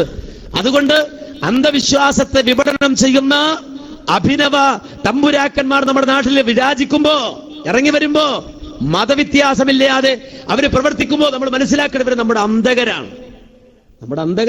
മന്ത്രവാദികളാകട്ടെ, ഈ അന്ധവിശ്വാസത്തിന്റെ ഹോൾസെയിൽ ഡീലേഴ്സ് ആകട്ടെ, ഇവർ നമ്മുടെ അന്ധകരാണ്. നാശമാണ് നമുക്ക്, അല്ലേ? അതുകൊണ്ടാണല്ലോ സിറാജുദ്ദീൻ മുസ്ലിയാർ ചെറുപ്പക്കാരനാ, നല്ലൊരു ചെറുപ്പക്കാരൻ. ആ സിറാജുദ്ദീൻ മുസ്ലിയാർ കരുനാഗപ്പള്ളിയിൽ വന്നു. കരുനാഗപ്പള്ളി വന്നിട്ട് അയാൾ ഇസ്മിന്റെ പണി തുടങ്ങി. അപ്പോഴോ ഹസൻ കുഞ്ഞെന്ന് പേരുള്ള ഒരു മുസ്ലിമാണ് ഹസീന എന്ന 20 വയസ്സുകാരിയായ തന്റെ മകളെ രാത്രി 12 മണിക്ക് ഈ പറയുന്ന സിറാജുദ്ദീൻ മുസ്ലിയാർ മുന്നിൽ ചികിത്സ കൊണ്ടുപോയത്. മനുഷ്യൻ അന്ധവിശ്വാസിയായാൽ ബോധം ഉണ്ടാവൂല എന്നുള്ള തെളിവാത്. നിങ്ങൾ ആലോചിച്ച് വെക്ക, രാത്രി 12 മണിക്ക് പ്രായപൂർത്തിയായ തന്റെ മകളെ സിറാജുദ്ദീൻ മുസ്ലിയാർ മുന്നിലേക്ക് കൊണ്ടുപോകാൻ ആരൊരു ബാപ്പ ചിന്തിക്കുക. ഒരു ബാപ്പ കൊണ്ടുപോകാൻ എന്തിനാ? ജിന്നു കൂടിയതാണ്, ജിന്നിറക്കാൻ പോവാ. സിറാജുദ്ദീൻ മുസ്ലിയാർക്ക് ജിന്നിറക്കാൻ പോയതാണ്. ചിന്തിക്കണം. എന്നിട്ട് രാത്രി 12 മണിക്ക് മാസങ്ങളോളം ആ സഹോദരിയെ വിഷമിപ്പിച്ചു. ചിന്തിക്കണം, മാസങ്ങളോളം. അവസാന നാളുകളിൽ ആ സഹോദരിക്ക് തിന്നാൻ കൊടുത്തത് ഒരു ദിവസത്തെ ഫുഡ് ഒരു റൊട്ടിയാണ്. നിങ്ങൾ അടിച്ചൊക്കെ അതിന് വിശമറിയ ആ മൂലാർക്ക് കൊടുക്കണ റൊട്ടി ഒരു ദിവസവും അത് കഴിച്ചാൽ മതി എന്ന് പറയാം. ഒരു മുറി ഇടുക. ഒരു ദിവസം ആ സഹോദരി കഴിക്കുന്നത് ഒരു റൊട്ടി. ആ ഒരു റൊട്ടി കഴിച്ചിട്ട് ഒരു ദിവസം കഴിയണം. അങ്ങനെ ദിവസങ്ങളോളം ഒരു റൊട്ടി മാത്രം കഴിച്ച് ശരീരം ക്ഷീണിച്ച് അവശയായ ആ സഹോദരിയെ മരിക്കുന്ന അന്ന് രാത്രി 12 മണിക്ക് കൊണ്ടുവന്നിട്ട് സിറാജുദ്ദീൻ മുസ്ലിയാരുടെ വീട്ടിൽ കമഴ്ത്തി കിടത്തി. ആ സഹോദരിയെ ബാപ്പയെ പുറത്ത് നിർത്തി. എന്നിട്ട് ബലിഷ്ഠമായ മുട്ടുകാല് കൊണ്ട് ആ സഹോദരിയുടെ നടുവിൽ അമർത്തിപ്പിടിച്ചിട്ട് 2 കൈയും കാലും ഇങ്ങനെ പൊക്കി ഒരു വില്ല് പോലെ വളച്ചു ആ സഹോദരിയെ. മുന്നിലേക്കല്ല, ബാക്കിലേക്ക്, പുറകിലേക്ക്. നടുവിൽ മുട്ടുകാല് കുത്തിവെച്ചിട്ട് ആ സഹോദരിയെ വില്ല് പോലെ വളക്കുമ്പോ വേദനിച്ചിട്ട് വാ പിളർത്തിയിട്ട് കരയുമ്പോ അതുപോലും ജിന്ന് കരയുകയാണെന്ന് വിശ്വസിപ്പിച്ചിട്ട് MSc ജിയോളജി വിദ്യാർത്ഥിയായ ഒരു ചെറുപ്പക്കാരന്റെ കയ്യിൽ ഒരു കുപ്പി കൊടുത്തിട്ട് ആ സിറാജുദ്ദീൻ മുസ്ലിയാർ പറയാം, മൂക്കിനെ താഴെ പിടിച്ചോളൂ, ജിന്ന് അങ്ങോട്ട് ഇറങ്ങിക്കോളും. ജിന്ന് കുപ്പിയിൽ ഇറങ്ങിക്കോളും വിശ്വസിപ്പിക്കാൻ. ഈ വിദ്യാർത്ഥി പോയിട്ട്, ഈ ചെറുപ്പക്കാരൻ പോയിട്ട് ആ കുപ്പിയും പിടിച്ചിരിക്കുക. ഇപ്പൊ ഇറങ്ങും, കേറാൻ, ഇങ്ങോട്ട് കയറാൻ. ഒരാൾ അപ്പ് കൊടുത്ത് കയറി ഉടനെ പൂട്ടാൻ. ഇയാൾ ഏതോ കുട്ടൂസന്റെ ബുക്ക് വായിച്ചിട്ട് വന്നിരിക്കുകയാണ്. ഈ സിറാജുദ്ദീൻ മുസ്ലിയാർ മന്ത്രവാദി കുപ്പിക്കകത്ത് ജിന്നിനെ കയറ്റാൻ വന്നിരിക്കുകയാണ്. അങ്ങനെ അത് പിടിച്ചു വെച്ചിട്ട് അവസാനം അവിടെ കിടന്ന് ഉഖ്റുജ്, പുറത്തു പോ, ഇറങ്ങ്, പോകോ, ഇറങ്ങോ ചോദിച്ച് അവസാനം ഇറങ്ങി. എന്താ ഇറങ്ങിയത്? ജിന്നിറങ്ങിയത് അല്ല, ആ പെൺകുട്ടിയുടെ റൂഹ് അങ്ങോട്ട് ഇറങ്ങി. റൂഹ് ഇറങ്ങിപ്പോയി. നിശ്ചലമായി, ശരീരം നിശ്ചലമായപ്പോ പിടിവിട്ടിട്ട് സിറാജുദ്ദീൻ മുസ്ലിയാർ ഒന്നും അറിയാത്തവനെ പോലെ ഇറങ്ങി വന്ന് വാപ്പയോട് പറഞ്ഞ രംഗുണ്ട്. എന്താ പറഞ്ഞതറിയോ? എന്താ സിറാജുദ്ദീൻ മുസ്ലിയാർ പറഞ്ഞതറിയോ? ഞാൻ എന്റെ അവസാനം അടവെടുത്തപ്പോ അവന് മനസ്സിലായി ഇനി രക്ഷയില്ല എന്ന് മനസ്സിലായിട്ട് അവൻ അവളെ കൊന്നിട്ട് പൊക്കളഞ്ഞു. അതിനാണെങ്കിൽ പിന്നെ മൊയിലാർ ആവശ്യമുണ്ടോ? എന്റെ മുന്നിൽ പിടിച്ചിരിക്കാൻ കഴിയാതെ വന്നപ്പോ ജിന്ന് കൊന്നിട്ട് പോയതാണ്. അറബി ലോകത്ത് ഈ അടുത്ത കാലത്ത് ഇറങ്ങിയ ഒരു ബുക്കുണ്ട്, പേര് അൽ ജിന്നുൽ മദ്ലൂം എന്നാ. പാവം ജിന്ന് എന്നാണ് ബുക്കിന്റെ പേര്. കാരണം ഈ കുരുത്തക്കടക്കം മനുഷ്യന്മാരെ കാണിക്കും, ചാർജ് മുഴുവൻ ജിന്നിന്. എല്ലാം ജിന്ന് കൊടുക്കുക. ജിന്ന് ചെയ്താണ്, അത് അയാൾ ചവിട്ടിയാണ്, ഇയാൾ ഇടിച്ചാണെന്ന് പറയാ. ഇതുപോലെ ഈ ഹസീന എന്ന പെൺകുട്ടിയെ കൊന്നത് ജിന്നാണെന്നാ പറഞ്ഞത്. നിങ്ങൾ ചിന്തിക്കുക, അവസാനം ഒന്നും അറിയാതെ കൊണ്ടുപോയി കബറടക്കാനാണ് നോക്കിയത്. അപ്പോഴാണ് നാട്ടുകാരിളകിട്ട് പറഞ്ഞത്, കുറച്ച് ദിവസം അവിടെ കരച്ചിൽ കേൾക്കുന്നുണ്ട്. അല്ല, കരഞ്ഞപ്പോ ഒരുത്തനും കേട്ടില്ലല്ലോ. കരഞ്ഞപ്പോ കേട്ടോ? പാതിരാത്രി 12 മണിക്ക് പാവപ്പെട്ട ഒരു പെണ്ണ് ഒരു വീട്ടിൽ കിടന്നിട്ട് വാവിട്ട് സ്വന്തം ജീവന് വേണ്ടി കെഞ്ചുമ്പോ ആരെങ്കിലും ചോദിച്ചോ എന്താണ് അവിടെ? ചോദിച്ചോ എന്താ ഇവിടെ? ആരും ചോദിച്ചോ? ചോദിച്ചില്ല. ചോദിക്കൂല ജനത, ചോദിക്കൂല, ആരും ചോദിക്കൂല. അവസാനം മരിച്ചെന്ന് കണ്ടപ്പോ ചില ചെറുപ്പക്കാർ വന്നിട്ട് പറഞ്ഞു, ഇത് പറ്റില്ല, എന്തോ സംഭവിച്ചിട്ടുണ്ട്, അന്വേഷിക്കണം. അസംകുഞ്ഞ് പറഞ്ഞത് വേണ്ടാന്നാ, ബാപ്പ പറഞ്ഞു വേണ്ടാന്നാ. അവസാനം പോലീസ് സ്റ്റേഷൻ റിപ്പോർട്ട് പോയി, പോലീസുകാർ ഇടപെട്ടു, അവർ സ്വമേധയാ കേസെടുത്തു. ഹസീനയെ പോസ്റ്റ്മോർട്ടത്തിന് കൊണ്ടുപോയി. പോസ്റ്റ്മോർട്ടം ചെയ്തപ്പോൾ റിപ്പോർട്ട് എന്നറിയോ? ഹസീനയുടെ ആന്തരികാവയവങ്ങൾ മുഴുവനും തകർന്നുപോയി. കിഡ്നി തകർന്നുപോയി, കരൾ തകർന്നുപോയി, ഹാർട്ട് തകർന്നുപോയി. ആന്തരികാവയവങ്ങൾ മുഴുവനും തകർന്നിട്ട് ആ സഹോദരിയുടെ വയറ്റിൽ 1.5 ലിറ്റർ രക്തം തളം കെട്ടിക്കിടന്ന വയറ്റിലിങ്ങനെ തള്ളുമ്പോ ബുളുബുളൂന്ന് ഇങ്ങനെ കേൾക്കാണ്. എന്നറിയോ? 1.5 ലിറ്റർ രക്തം വയറ്റിലിങ്ങനെ തളം കെട്ടിക്കിടന്നു എന്നാണ് ആ സഹോദരിയുടെ. അത്ര ക്രൂരമായി പീഡിപ്പിച്ചു കൊന്നു. എന്തിന്റെ പേരില? അന്ധവിശ്വാസത്തിന്റെ പേരിൽ. അന്ധവിശ്വാസത്തിന്റെ പേരിൽ. ഇത് ഏതെങ്കിലും നാട്ടിലാണോ? ഇവിടല്ലേ?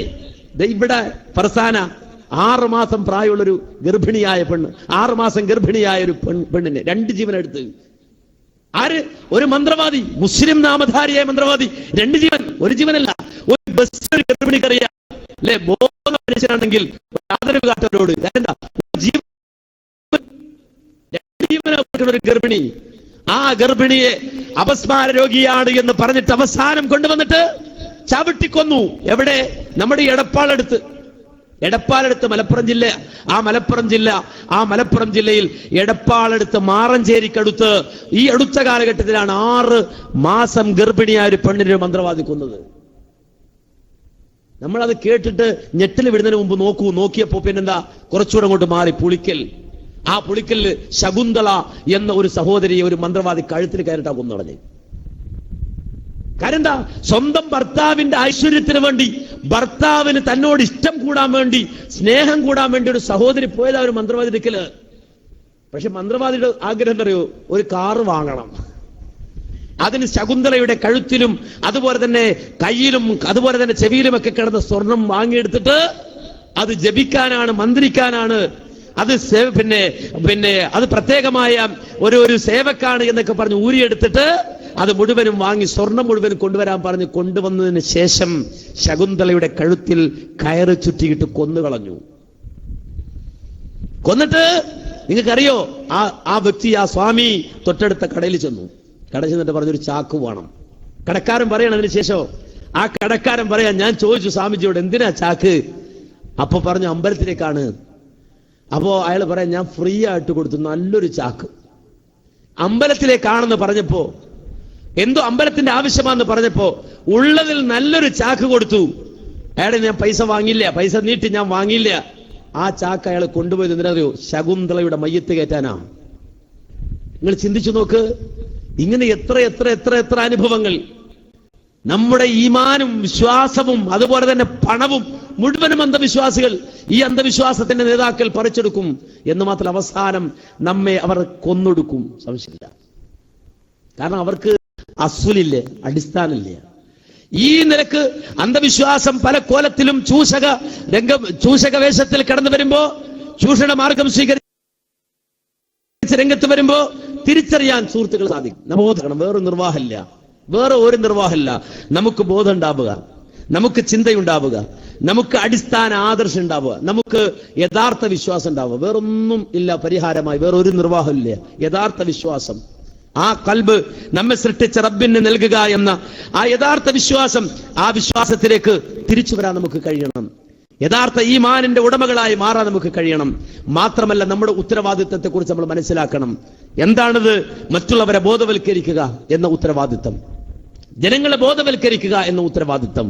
നമ്മൾ ജീവിക്കേണ്ടത് നമുക്ക് വേണ്ടി മാത്രമല്ല, നമ്മൾ ജീവിക്കേണ്ടത്. ഖുർആൻ പറഞ്ഞല്ലോ, എന്താ പറഞ്ഞത്? ഇന്നാ നഹ്നു നക്തുബു മാ ഖദ്ദമൂ വആഥാറഹും വകുല്ല ശൈഇൻ അഹ്സൈനാഹു ഫീ ഇമാമിൻ മുബീൻ. അല്ലാഹു പറയാൻ, ഇന്നാ നഹ്നു നുഹ്യിൽ മൗതാ, നിശ്ചയമായും നാം മരിച്ചവരെ ജീവിപ്പിക്കുന്നവനാണ്.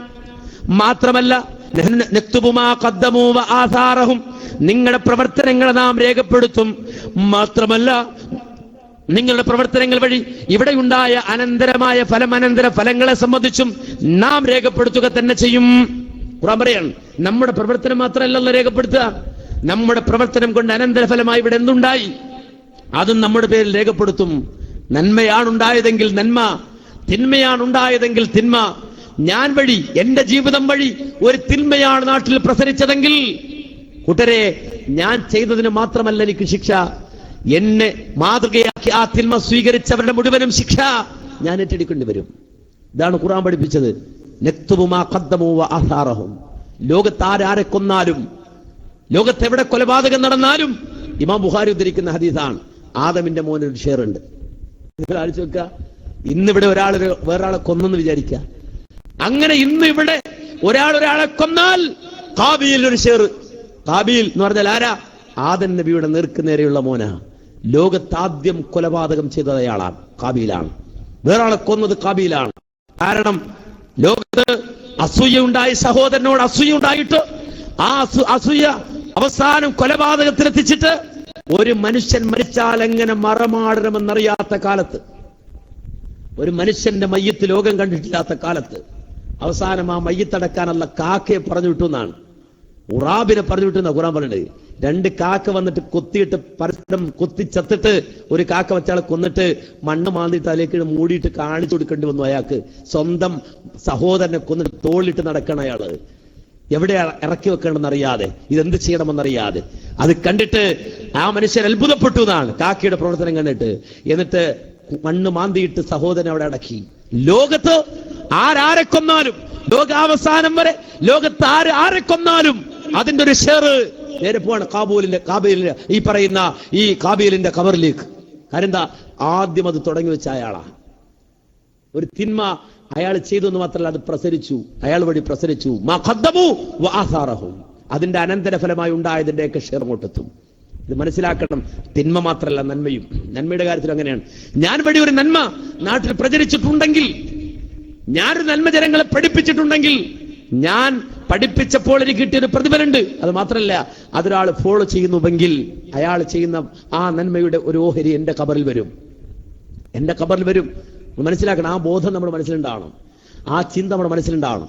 ഞാൻ മരിച്ചാലും എന്റെ ഖബറിലേക്ക് എത്തുന്ന ഒരു ഓഹരി, ഒരു ഷെയർ ഇവിടെ ഉണ്ടാകും. നമ്മൾ ചിന്തിക്കണം. എങ്കിലേ നമുക്ക് നന്മ ചെയ്യാൻ പറ്റുള്ളൂ കൂട്ടരെ, എങ്കിലേ നമുക്ക് നന്മ ചെയ്യാൻ പറ്റുള്ളൂ. ഞാൻ അവസാനിപ്പിക്കണം. ഒരു കാര്യം മാത്രം, ഈ സന്ദേശം കൽബിൽ തങ്ങി നിൽക്കാൻ ഒരേ ഒരു സംഭവം മാത്രം പറയാം.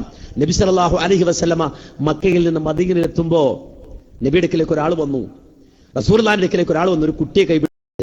ആ കുട്ടിയെ കൈപിടിച്ചിട്ട് പറഞ്ഞു, നബിയെ, ഹാദാ ഗുലാമുൻ മിൻ നജ്ജാർ. ഇവൻ ബനു നജ്ജാർ ഗോത്രത്തിൽപ്പെട്ട ഒരു മോനാണ്. ഇവന്റെ പ്രത്യേകത എന്നറിയോ? 17 സൂറത്തുകൾ ഇവൻ കാണാതെ ഓതിത്തരും. ഏത് കാലത്താ? ഹിഫ്ദുൽ ഖുർആൻ കോളേജിൽ അന്ന്. നേരെ മറിച്ച് ഖുർആനെ അവതരിക്കണേ ഉള്ളൂ. ആ കാലത്ത് 17 സൂറത്ത് മക്കയിലുള്ള നബിക്ക് അവതരിക്കുന്ന ആ സൂറത്തുകൾ മദീനയിലെ 11 വയസ്സുള്ള മോൻ കാണാതെ പഠിക്കാൻ നബി പറഞ്ഞു, മോനെ ഓദിക്കേ. ആ മോനോദി. അത്ഭുതമായി റസൂലുള്ളാഹി ആ കുട്ടി ഓതുന്നത് കണ്ട് ആ കുട്ടിയുടെ ബുദ്ധിവൈഭവം മനസ്സിലാക്കിയ റസൂല് യഹൂദികളുടെ ഭാഷ പഠിക്കാൻ പറഞ്ഞു. ഒരുപാട് ഭാഷ പഠിച്ചു ആ കുട്ടി. 14 ദിവസങ്ങൾ കൊണ്ട് ആ യഹൂദികളുടെ ഭാഷ എഴുതാനും വായിക്കാനും സംസാരിക്കാനും. ബുദ്ധിപരമായുള്ള സേവനാണത്. വല്ല അധ്വാനം ആവശ്യമുള്ള സേവനാണ്. നമ്മൾ ഇന്നില്ല ലോകത്ത്. വാ ഷഹീദാകാൻ ആരുണ്ടെന്ന് ചോദിച്ചാൽ വാ ഷഹീദാകാൻ എല്ലാവരും റെഡിയാ. കള്ള് ഷാപ്പിന്ന് വരും, ഞാൻ റെഡിയാ. അല്ലേ? മുച്ചീട്ട് കളിച്ച് അവിടെ ചാടി ഞാൻ റെഡിയാ ഷഹീദാകാൻ. അല്ലേ? ജീവിക്കാൻ, ദീനിന് വേണ്ടി ജീവിക്കാൻ, സമൂഹത്തിന്റെ നന്മക്ക് വേണ്ടി ജീവിക്കാൻ ആരുണ്ട്? ചിന്തിക്കണം. ആ 11 വയസ്സുള്ള കുട്ടി ഭാഷകൾ പഠിക്കാൻ. മാത്രമല്ല, നബിക്കിറങ്ങണ വഹയിനെ എഴുതി വെക്കാൻ കാത്തിബുൽ വഹി ആവുകയാണ് ആ കുട്ടി. ആ കുട്ടിയുടെ പേരാ സയ്യിദ് ഇബ്നു സാബിത്ത് റളിയല്ലാഹു അൻഹു. ആ കുട്ടിയുടെ ചരിത്രം ഇങ്ങനെ ഒരുപാടുണ്ട്, ഞാൻ ഒരുപാട് നീട്ടി പറയണില്ല. നബി വഫാത്താകുന്ന നേരത്ത്, നബി വഫാത്താകുമ്പോ സയ്യിദ് ഇബ്നു സാബിത്തിന്റെ വയസ്സ് എത്ര എന്നറിയോ? 21 വയസ്സ്. നിങ്ങൾക്ക് എത്ര വയസ്സായി? എനിക്ക് എത്ര വയസ്സായി? എന്നെ വിളയതാണ്. ആര്? സയ്യിദ് ഇബ്നു സാബിത്ത്. എപ്പോ? റസൂലുള്ളാഹി വഫാത്താകുമ്പോ ആ 21 വയസ്സുള്ള മകനോടാണ് അബൂബക്കർ സിദ്ദീഖ് റളിയല്ലാഹു അൻഹു പറഞ്ഞത്, ജംഉൽ ഖുർആൻ ജംഅ ചെയ്യാൻ പറഞ്ഞത്. ആ ജംഅ ചെയ്യാൻ സയ്യിദ് ഇബ്നു സാബിത്ത് റളിയല്ലാഹു അൻഹുവിനോട് അബൂബക്കർ സിദ്ദീഖ് റളിയല്ലാഹു അൻഹു ആ റളിയല്ലാഹു അൻഹുവിനോട് അബൂബക്കർ സിദ്ദീഖ് റളിയല്ലാഹു അൻഹു ഏൽപ്പിച്ചു കൊടുക്കുമ്പോൾ സെയ്ദ് ഇബ്നു സാബിത്തിനെ ഏൽപ്പിച്ചു കൊടുക്കുമ്പോൾ സെയ്ദ് ഇബ്നു സാബിത്ത് പറയാണ്, എന്റെ ഖലീഫ അബൂബക്കർ സിദ്ദീഖ് ഒരു മല ചൂണ്ടിക്കാണിച്ചിട്ട്, സെയ്ദേ ആ മല അവിടുന്ന് പറിച്ച് ഇപ്പുറത്തേക്ക് മാറ്റിവെക്കൂ എന്നായിരുന്നു പറഞ്ഞിരുന്നതെങ്കിൽ ജംഉൽ ഖുർആനെക്കാളും എനിക്ക് എളുപ്പം ആ മല അവിടുന്ന് പറിച്ചങ്ങോട്ട് മാറ്റിവെക്കലായിരുന്നു. അത്രയും സാഹസം ചെയ്യേണ്ടി വന്നു. പക്ഷേ ആ കുട്ടി 2 കൊല്ലത്തിനുള്ളിൽ ജംഉൽ ഖുർആൻ, 21 വയസ്സുള്ള ആള് 2 വർഷം അബൂബക്കർ സിദ്ദീഖ് വഫാത്തിന് മുമ്പ് തന്നെ ജംഉൽ ഖുർആൻ നടത്തി. ഖുർആൻ ക്രോഡീകരിക്കാൻ 2 ചട്ടക്കുള്ളിൽ എല്ലാം നോക്കി കൃത്യമായി, ഒന്ന് തെറ്റാതെ, ഒരക്ഷരം മായാതെ, മറിഞ്ഞു പോകാതെ, തിരിയാതെ എല്ലാം അത് കൃത്യമായി അടുക്കി ശരിയാക്കി കൊടുത്തു. ഞാനിത് പറഞ്ഞ ഒരു മനുഷ്യന് 21-ാമത്തെ വയസ്സിൽ ചെയ്ത ഒരു പ്രവർത്തനത്തെ പറ്റി മാത്രം ഞാൻ ചൂണ്ടി. ഞാനിന്ന് ഇവിടെ എത്ര ആയത്തോതി കൂട്ടരെ, ഇന്ന് ഇശായിന് എത്ര ആളുകൾ ലോകത്ത് ഖുർആൻ ഓതി? ഇന്ന് മക്കത്ത് ഖുർആൻ ഓതി, മദീനത്ത് ഖുർആൻ ഓതി, ആഫ്രിക്കയിൽ ഖുർആൻ ഓതി, അമേരിക്കയിൽ ഖുർആൻ ഓതി, യൂറോപ്പിൽ ഖുർആൻ ഓതി, കേരളത്തിൽ ഖുർആൻ ഓതി, ലോകത്തിന്റെ അഷ്ടദിക്കുകളിൽ കോടിക്കണക്കിന് മനുഷ്യർ ഖുർആൻ ഓതി. 1400 കൊല്ലങ്ങളായി ഖുർആൻ ഓതിക്കൊണ്ടേയിരിക്കുന്നു. ലോകാവസാനം വരെ വരുന്ന മുഴുവൻ ആളുകളും ഖുർആൻ ഓതിക്കൊണ്ടേയിരിക്കും. ആര് എവിടെ ലോകത്തിന്റെ ഏത് കോണിൽ നിന്ന് ഖുർആൻ ഓതിയാലും അതിന്റെ ഒരു ഷേർ നേരെ പോയി വീഴുന്നു. ആർക്ക്? സെയ്ദ് ഇബ്നു സാബിത്തിന്റെ ഖബറിലേക്ക്. ഞാൻ ഖുർആൻ ഓതിയാൽ എനിക്കല്ലാഹ് കൂലി തന്നാൽ സെയ്ദ് ഇബ്നു സാബിത്തിന് കൊടുക്കും തത്തുല്യമായ കൂലി. നിങ്ങൾ ഖുർആൻ ഓതിയാൽ നിങ്ങൾക്ക് അല്ലാഹു കൂലി തരുമ്പോൾ നിങ്ങൾക്ക് കിട്ടുന്ന കൂലിയുടെ തുല്യമായ കൂലി കൊടുക്കും സെയ്ദ് ഇബ്നു സാബിത്തിന്. എന്തേ? ഒരു സേവനം ചെയ്തതാണ് അദ്ദേഹം. 21-ാമത്തെ വയസ്സിൽ ചെയ്ത സേവനം. ആ സേവനത്തിന്റെ വലിപ്പം കൊണ്ട് അദ്ദേഹത്തിന്റെ ഖബറിൽ ആ അക്കൗണ്ട് ഇങ്ങനെ കൂടിക്കൊണ്ടിരിക്കുകയാണ്. ചിന്തിക്കുന്നുണ്ടോ? ആലോചിക്കുന്നുണ്ടോ? ഈ രൂപത്തിൽ നമ്മുടെ മുൻഗാമികൾ ജീവിച്ചു പോയത്. നമ്മളും മരിക്കാനുള്ളവരാ. ഓട്ടത്തിനിടയിൽ കിതച്ച് വീഴും നമ്മള്, നടക്കുന്നിടയിൽ നിന്നു പോകും നമ്മള്, നിൽക്കുന്നിടയിൽ വീണു പോകും നമ്മള്. ആ രൂപത്തിൽ വീണു പോയി കഴിഞ്ഞാൽ എന്തുണ്ട് ജീവിച്ചതിന്റെ അടയാളം? സമൂഹത്തിന് വേണ്ടി ചെയ്ത എന്തുണ്ട്? ഈ നാടിന് വേണ്ടി ചെയ്ത എന്തുണ്ട്? ഈ സമൂഹത്തിന് നന്മക്ക് വേണ്ടി ചെയ്ത എന്തുണ്ട്? എന്റെ നാവ് വഴി ഒരു മനുഷ്യനെ നന്നാക്കാൻ, ഒരു മനുഷ്യന്റെ ഹൃദയത്തെ വൃത്തിയാക്കാൻ, അവന്റെ ജീവിതത്തെ നന്നാക്കാൻ എനിക്ക് കഴിഞ്ഞിട്ടില്ല എങ്കിൽ കൂട്ടരെ, നമ്മുടെ ജീവിതത്തിന് എന്താ അർത്ഥമുള്ളത്? അതുകൊണ്ട് എന്റെ പ്രിയമുള്ള ഈ ശബ്ദം കേൾക്കുന്ന മുഴുവൻ ആളുകളോടും സൂചിപ്പിക്കാനുള്ളത്, ഒരു നന്മ ജീവിതത്തിൽ ചെയ്തു വെക്കുക. ഒരു നന്മ അത് ചെയ്യുമ്പോൾ നമ്മുടെ മനസ്സിലുണ്ടാകണം, ഞാൻ മരിച്ചാലും ആ നന്മ ഇവിടെ ഉണ്ടാകണം. വേറൊരു ലക്ഷ്യമില്ല. ആളുകൾ കൈയടിക്കാനല്ല, അല്ലെങ്കിൽ ആരെങ്കിലും നമ്മളെ മന്ത്രിയാക്കാനോ MP ആക്കാനോ MLA ആക്കാനോ ഒന്നുമല്ല.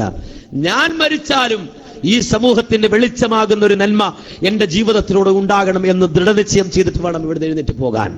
ഒരു നന്മ, ഒരു ബോധവൽക്കരണം എന്തായിക്കോട്ടെ, ഒരു ലഘുലേഖ വഴിയാണെങ്കിൽ, ഒരു തിന്മ എതിർക്കാൻ കഴിയെങ്കിൽ പോയിരുന്ന് എഴുതുക, എന്നിട്ട് ഫോട്ടോ കോപ്പി എടുത്തിട്ട് കൊടുക്കുക ഒരു മനുഷ്യന്. സമൂഹത്തെ ബോധവൽക്കരിക്കുക, സമൂഹത്തെ മാറ്റുക. കൂട്ടരെ, നമുക്ക് വേണ്ടി മറ്റുള്ളവർ ദുആ ചെയ്യണം, മറ്റുള്ളവർ പ്രാർത്ഥിക്കണം, മറ്റുള്ളവർ ദുആ ചെയ്യണം. നമ്മളെ കുറിച്ച് നമ്മൾ മേന്മ പറഞ്ഞിട്ട് കാര്യമില്ല. ഞാൻ മഹാ ഒരു വലിയ പണ്ഡിതനാണെന്ന് ഞാൻ പറഞ്ഞിട്ട് കാര്യമില്ല. അതല്ലെങ്കിൽ ഞാൻ വലിയ ഉദാഹരണമാണ് ഞാൻ പറഞ്ഞിട്ട് കാര്യമില്ല. മറ്റുള്ളവർ മനമുരുകി എനിക്ക് വേണ്ടി ദുആ ചെയ്യണം, നിങ്ങൾക്ക് വേണ്ടി ദുആ ചെയ്യണം. അതുകൊണ്ട് ജീവിതത്തിന്റെ ഒരു നന്മയെ പരിപോഷിപ്പിക്കണം എന്ന് ആഗ്രഹിച്ചുകൊണ്ട് ജീവിക്കുക. റബ്ബ് സുബ്ഹാനഹു വ തആല, അല്ലാഹുവേ ഞങ്ങളുടെ ജീവിതം നീ നന്മ കൊണ്ട് നിറക്കണം റഹ്മാനെ. അല്ലാഹുവേ ഞങ്ങളിൽ നിന്ന് വന്നുപോയ തെറ്റുകുറ്റങ്ങൾ ഞങ്ങൾക്ക് നീ പുറത്തു മാപ്പാക്കി തരണം റഹ്മാനെ. അല്ലാഹുവേ ജീവിതത്തിൽ ഒരുപാട് തിന്മകൾ സംഭവിച്ചു പോയവരാണ് ഞങ്ങൾക്ക് നീ മാപ്പ് തരണേ റഹ്മാനെ. അല്ലാഹുവേ നിന്റെ ദീൻ മനസ്സിലാക്കി ഉൾക്കൊണ്ട് പ്രവർത്തിക്കുന്നവരിൽ ഞങ്ങൾ നീ ഉൾപ്പെടുത്തണം റഹ്മാനെ. അല്ലാഹുവേ ഞങ്ങളുടെ ഹൃദയത്തിന് നീ വിശാലത നൽകി അനുഗ്രഹിക്കണേ റഹ്മാനെ. അല്ലാഹുവേ ഞങ്ങളുടെ കൽബുകളിൽ നീ കാരുണ്യം നിറക്കണേ റഹ്മാനെ. അല്ലാഹുവേ ജീവിതത്തിന്റെ വിശുദ്ധി അറിഞ്ഞു ജീവിക്കാനും ജീവിതത്തിന്റെ അശുദ്ധമായ മേഖലകളിൽ നിന്ന് മാറി നിൽക്കാനുമുള്ള തൗഫീഖ് തന്ന് ഞങ്ങൾ നീ അനുഗ്രഹിക്കണേ റഹ്മാനെ. അല്ലാഹുവേ ഞങ്ങളുടെ ജീവിതത്തിന് നീ ബറക്കത്ത് തരണേ നാഥ. അല്ലാഹുവേ ഞങ്ങളുടെ കുടുംബത്തിന് നീ ബറക്കത്ത് തരണേ റഹ്മാനെ. അല്ലാഹുവേ ഞങ്ങളുടെ നാടിന് നീ ബറക്കത്ത് തരണേ റഹ്മാനെ. അല്ലാഹുവേ ഞങ്ങളെ സ്നേഹിക്കുന്നവർ, ഞങ്ങൾ ആദരിക്കുന്നവർ, ഞങ്ങൾ ബഹുമാനിക്കുന്നവർ, ഞങ്ങളുടെ ഗുണകാംക്ഷികൾ, ഞങ്ങളുടെ സ്നേഹിതന്മാർ, ജീവിതത്തിന്റെ ഏതെങ്കിലും ഒരു അറ്റത്ത് വെച്ചുകൊണ്ട് ഞങ്ങൾ പരിചയപ്പെട്ട ആരെല്ലാം ഉണ്ടോ അല്ലാഹുവേ എല്ലാവരെയും നീ ഹിദായത്തിന്റെ വഴിയിലൂടെ നയിക്കണേ റഹ്മാനെ. അല്ലാഹുവേ ഞങ്ങളെയും അവരെയും നീ സ്വർഗത്തിൽ ഒരുമിച്ച് കൂട്ടണേ റഹ്മാനെ. അല്ലാഹുവേ ഞങ്ങൾക്ക് വേണ്ടി അധ്വാനിച്ച, ഞങ്ങൾക്ക് വേണ്ടി ത്യാഗങ്ങൾ സഹിച്ച, ഞങ്ങൾക്ക് വേണ്ടി ഉറക്കമളച്ച, ഞങ്ങൾക്ക് വേണ്ടി നിസ്വാർത്ഥമായി ഒരുപാട് ചെയ്ത ഞങ്ങളുടെ മാതാപിതാക്കൾക്ക് നീ പുറത്തു കൊടുക്കണേ റഹ്മാനെ. അല്ലാഹുവേ അള്ളാഹുവെ അവർക്ക് നീ സ്വർഗം നൽകണം റഹ്മാനെ. അള്ളാഹുവെ അവർക്ക് നീ സ്വർഗത്തിൽ ഉന്നതമായ സ്ഥാനം നൽകി അനുഗ്രഹിക്കണം റഹ്മാനെ. അള്ളാഹുവെ ഞങ്ങളുടെ സന്താനങ്ങളെ നീ സ്വാലിഹീങ്ങളാക്കണേ റഹ്മാനെ. അള്ളാഹുവെ നല്ലവരായ ഇണകളെ ഞങ്ങൾക്ക് നീ നൽകണം റഹ്മാനെ. അള്ളാഹുവെ ഈ ലോകത്ത് അവരെ ഞങ്ങൾക്ക് ഇണക്കി തന്നതുപോലെ നിന്റെ സ്വർഗത്തിൽ നീ ഇണക്കി തരണേ റഹ്മാനെ. അള്ളാഹുവെ കുടുംബസമേതം നിന്റെ സ്വർഗത്തിലെത്താൻ, ആ സ്വർഗത്തിൽ വസിക്കാൻ ഞങ്ങളെ നീ അനുഗ്രഹിക്കണം റഹ്മാനെ. അള്ളാഹുവെ കടങ്ങളിൽ നിന്ന്, ദുരിതങ്ങളിൽ നിന്ന് ഞങ്ങളെ നീ കാത്തുരക്ഷിക്കണം റഹ്മാനെ. അള്ളാഹുവെ ഞങ്ങളുടെ ഹൃദയങ്ങൾക്ക് നീ വിശാലത നൽകി അനുഗ്രഹിക്കണം റഹ്മാനെ. അള്ളാഹുവെ ഇടുങ്ങിയ ഹൃദയത്തിന്റെ ഉടമകളാക്കല്ല റഹ്മാനെ. അള്ളാഹുവെ ഞങ്ങളുടെ ഹൃദയത്തിന് നീ വൃത്തി നൽകണം റഹ്മാനെ. അള്ളാഹുവെ ശുദ്ധി നൽകണം റഹ്മാനെ. അള്ളാഹുവെ കാരുണ്യം നൽകണം റഹ്മാനെ. അള്ളാഹുവെ ഞങ്ങളുടെ അയൽവാസികൾക്ക് നീ ഹിദായത്തും ബറക്കത്തും നൽകണം റഹ്മാനെ. അല്ലാഹുവേ എല്ലാ നിലക്കും ഈ സമൂഹത്തിന് വേണ്ടി, ഈ നാടിന് വേണ്ടി ജീവിക്കാൻ, അവസാനം നിന്റെ പൊരുത്തം ആഗ്രഹിച്ചുകൊണ്ട് പ്രവർത്തിക്കാൻ, അവസാനം നിന്റെ തൃപ്തിയിലേക്ക് വന്നണയാൻ ഞങ്ങൾക്ക് നീ തൗഫീക്ക് തരണേ റഹ്മാനെ. അല്ലാഹുവേ ത്വയ്യിബായി മരിക്കുന്നവരിൽ ഞങ്ങൾ നീ ഉൾപ്പെടുത്തണേ നാഥ. അല്ലാഹുവേ തൗബ ചെയ്ത് മരിക്കുന്നവരിൽ ഞങ്ങൾ നീ ഉൾപ്പെടുത്തണേ റഹ്മാനെ. അല്ലാഹുവേ ഞങ്ങളുടെ ആഖിബത്ത് നീ നന്നാക്കണേ റഹ്മാനെ. അല്ലാഹുവേ പരിശുദ്ധരായി മരിക്കാൻ ഞങ്ങൾക്ക് നീ തൗഫീക്ക് തരണേ റഹ്മാനെ. അല്ലാഹുവേ ലാ ഇലാഹ ഇല്ലല്ലാഹ് എന്ന കലിമത്ത് തൗഹീദ് ഉച്ചരിച്ച് മരിക്കുന്നവരിൽ ഞങ്ങൾ നീ ഉൾപ്പെടുത്തി അനുഗ്രഹിക്കണം റഹ്മാനെ. ربنا آتنا في الدنيا حسنة وفي الآخرة حسنة وقنا عذاب النار. ربنا تقبل منا إنك أنت السميع العليم وتب علينا إنك أنت التواب الرحيم. ربنا اغفر لنا ولإخواننا الذين سبقونا بالإيمان ولا تجعل في قلوبنا غلا للذين آمنوا ربنا إنك رؤوف رحيم. والحمد لله رب العالمين. السلام عليكم ورحمة الله وبركاته.